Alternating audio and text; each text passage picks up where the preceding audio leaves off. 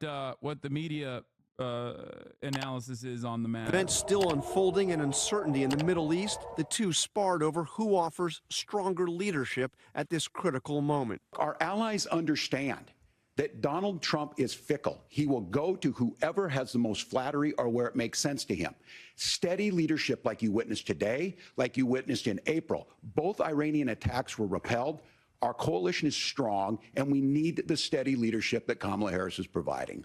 Governor Walz can criticize Donald Trump's tweets, but effective, smart diplomacy and peace through strength is how you bring stability back to a very broken world. Donald Trump has already done it once before. In a presidential campaign that has been anything but civil, this was a strikingly civil and substantive debate. Well, I've enjoyed tonight's debate, and I think... Yeah, the media loves this shit. The media loves, like, oh, look at how civil they were, and it was so substantive. They talked about policies. That only helps J.D. Vance. Straight up. That does not help the ticket for Kamala Harris at all. A substantive civil debate is not helping Tim Walz. Make no mistake. It only makes J.D. Vance look like a fucking moderate. That's why I'm so frustrated with the fucking debate and the outcome of the debate.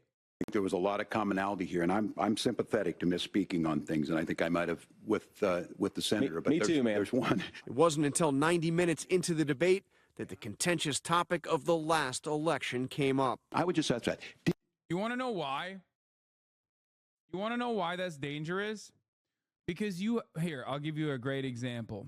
Okay, my normie friends literally said, these guys are so normal. Why can't they be the ones running? Okay. Do you want to know how devastating that is for Trump's policy, which J.D. Vance is communicating? That means J.D. Vance, as I said to you, conducted himself in such a moderate way that people forgot that he was actually speaking on Trump's policies. Okay? J.D. Vance was able to successfully communicate to a broad subset of American voters that Trump's policies are actually normal and maybe even good. Because Americans are so aesthetic focused, you have to understand when someone communicates in a very civil manner, okay, when he doesn't do the, oh, they're here? Okay, perfect.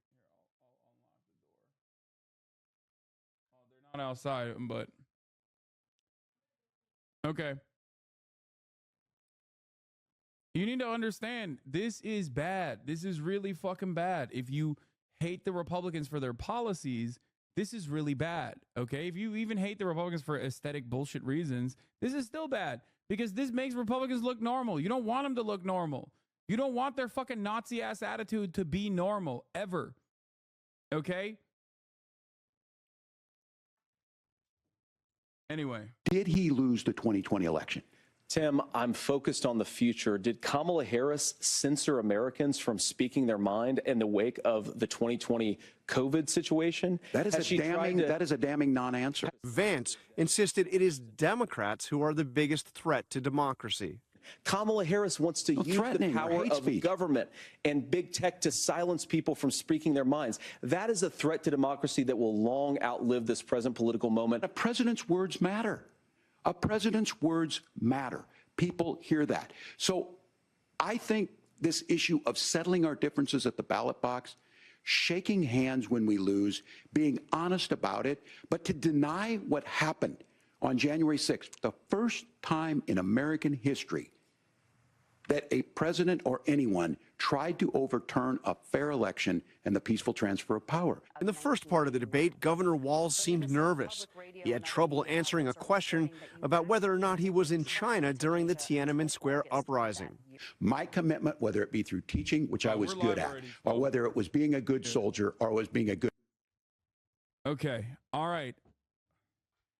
Motaz, how do I say your name and last name? Because Motaz Azaiza, you smell great.